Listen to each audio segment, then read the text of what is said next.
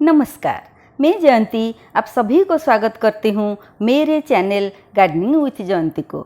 दोस्तों, वीडियो शुरू करने से पहले मैं आप सभी को बहुत बहुत धन्यवाद देती हूँ क्योंकि आप सभी ने मेरा एक video how to make flower towers को बहुत प्यार दिया है। इसी प्यार और सहयोग के लिए थैंक यू वेरी मच। आज भी इस वीडियो में बहुत सारे फ्रेंड्स के रिक्वेस्ट से ही बना रही हूँ।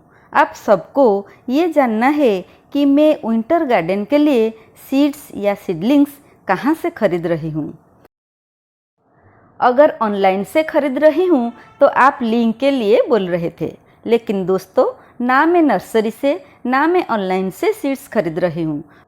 मैं तो अपने गार्डन से खुद सीड्स का सिलेक्शन और कलेक्शन करती हूँ, बाद में प्रिजर्वेशन भी करती हूँ ताकि नेक्स्ट सीजन में अपने गार्डन को मनचाहा डिजाइन से डेकोरेट कर सकूँ। दोस्तों, आप जो इतना सुंदर फ्लावर टावर देख रहे हैं, इस टावर में 60 से भी ज़्यादा प्लांट्स लगा हुआ है। इतने सारे प्लांट्स अगर आप नर्सरी से खरीदने जाएंगे तो आपको मिल भी सकता है, नहीं भी मिल सकता है। अगर मिल जाए तो आपके मनचाहा कलर नहीं मिलेगा क्योंकि बहुत सारे सीड्स मिक्स कलर में आते हैं, जैसे कि French marigold mix, small जिनिया mix, गजनिया mix, etcetera etcetera. इससे आप अपने गार्डन को मिक्स कलर फूल के प्लांट से सजा सकते हैं क्योंकि छोटे छोटे सीडलिंग से प्लांट में किस कलर का फूल खिलेगा पता नहीं चलता है। इसीलिए दोस्तों मैंने डिफरेंट कलर फूल के सीड्स को अलग अलग करके कलेक्शन करना शुरू कर दिया था।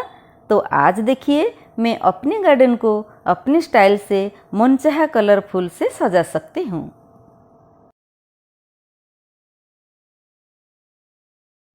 ये देखिए दोस्तों किस तरह मैंने सीडलिंग तैयार किया है। ये लास्ट ईयर का सीडलिंग्स है।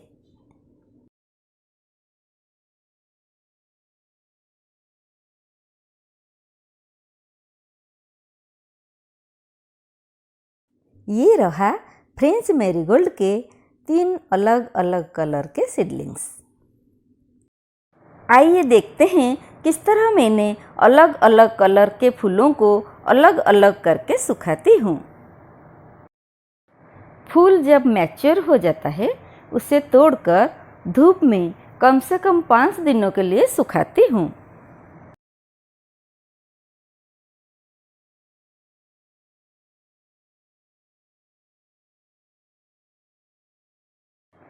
ये है ऑरेंज कलर का फ्रेंच मैरीगोल्ड, पूरा सूख गया है।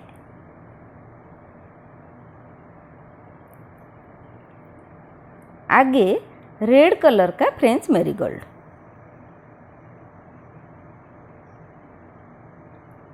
और ये है येलो कलर मिनी जिनिया का सीड्स।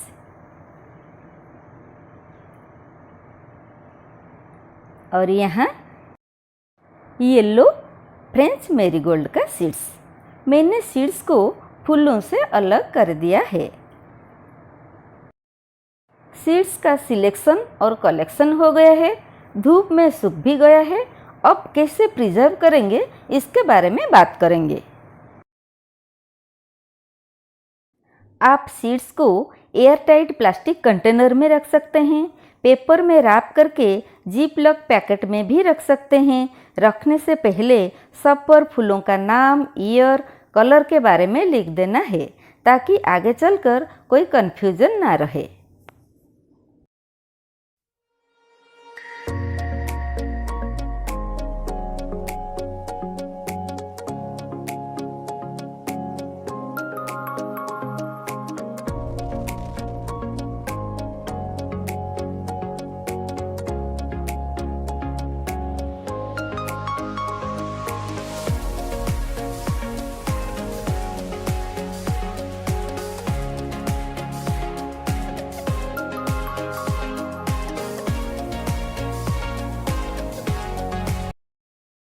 जब सीड्स के क्वांटिटी कम हो तो मैं इसे छोटे छोटे जिप लॉक पैकेट में रखती हूँ और एक बड़ा सा कंटेनर में सारे पैकेट को रख देती हूँ।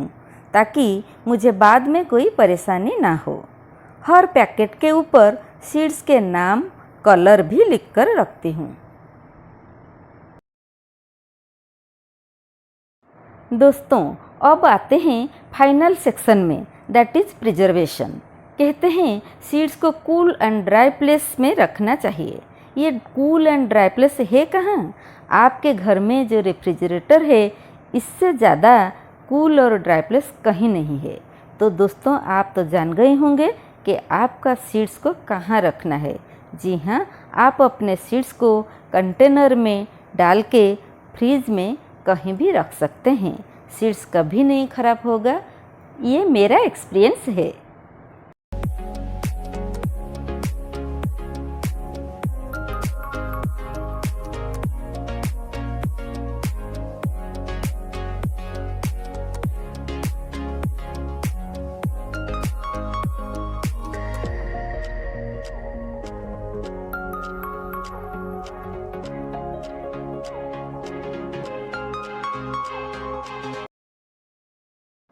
दोस्तों, कैसा लगा मेरा वीडियो?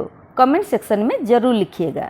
अगर अच्छा लगा है तो वीडियो को लाइक और शेयर कीजिएगा। चैनल को सब्सक्राइब जरूर कीजिएगा। तो मिलते हैं अगले वीडियो में एक नई टॉपिक के साथ। तब तक के लिए बाय, हैप्पी गार्डनिंग।